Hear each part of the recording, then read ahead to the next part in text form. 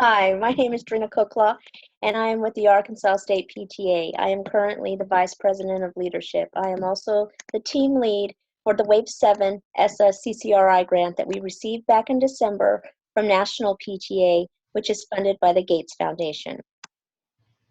And I'm Shelly Anderson. I'm your current Arkansas PTA President and the Communications Chair for our Wave 7 grant. Well, Shelly, I'm glad you're here with me today because you've been telling me that you've been hearing some myths about ESSA. I sure have. There's lots of information floating around out there, and I thought maybe you and I together could kind of talk through it, break it down, and bust some myths. What do you think? I think it sounds great. Let's absolutely do that. And for those of you who don't know, ESSA is the Every Student Succeeds Act. It replaced the No Child Left Behind Act in December of 2015. Okay, Shelly, ask me your myths. Well, one thing I've been hearing is that ESSA significantly changes the amount of standardized testing called for under NCLB. Is that true? Well, in Arkansas, states are still mandated to test annually in math and reading grades 3 through 8, and once in high school with a grade span testing for science. And that's once in grades 3 through 5, 6 through 9, and 10 through 12. However, with ESSA, there is less focus on and a decoupling of the high stakes associated with standardized tests. So students have more time to learn and teachers have more time to teach.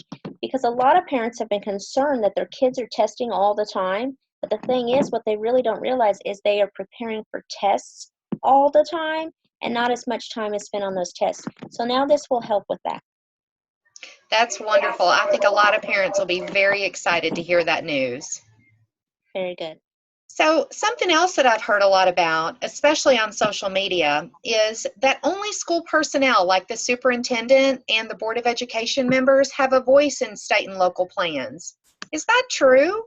That is absolutely not true. Educators and other stakeholders like parents have a guaranteed seat at the table in the state of Arkansas with the Arkansas Department of Education. And they empower their educators with a greater voice in educational instructional decisions and incentivizing collaboration of educators, families, and communities to support local schools. In fact, the Arkansas State PTA has a representative that is a stakeholder on that committee. So we are representing all you parents out there. Absolutely, and we're so proud to be able to do that. So something else I heard, and surely this is not true, but you let us know, is that accountability is based only on test scores with ESSA. Schools and teachers are rated solely on how many students score proficient in the standardized tests. Is that true?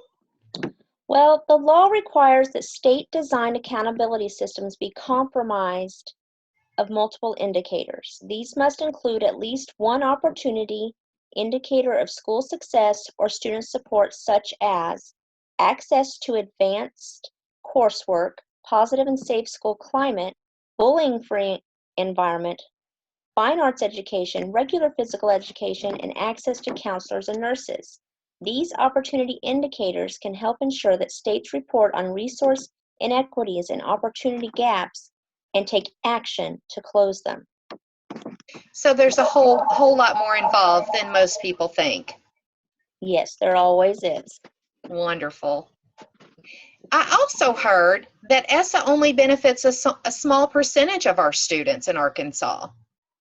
That is not true. ESSA strives to ensure that all students receive a high quality and equitable education.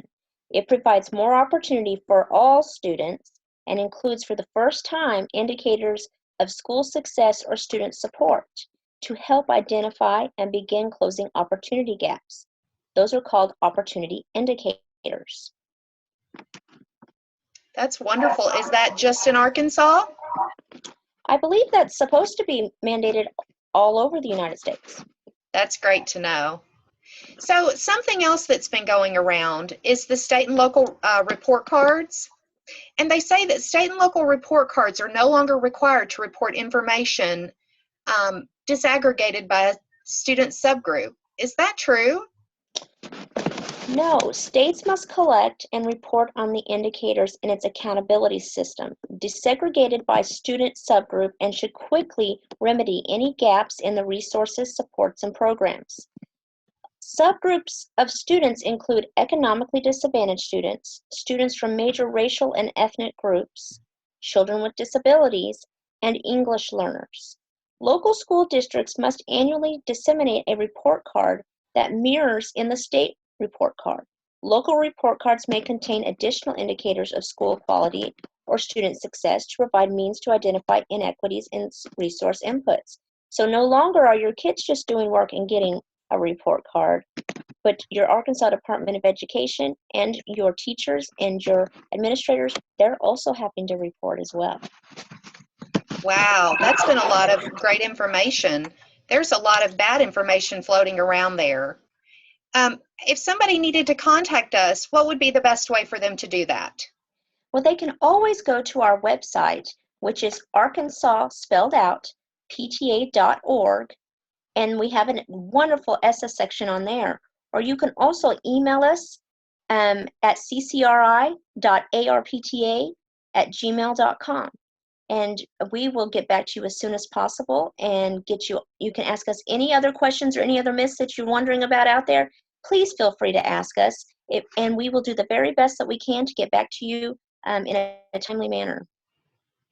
That's right, Trina. Thank you so much. And don't forget, you can follow us on Facebook and follow us on Twitter. We're out there on the social media platforms. Sounds good. Thank you, Shelley. Thank you, Trina. Have a great day. You too. Bye-bye.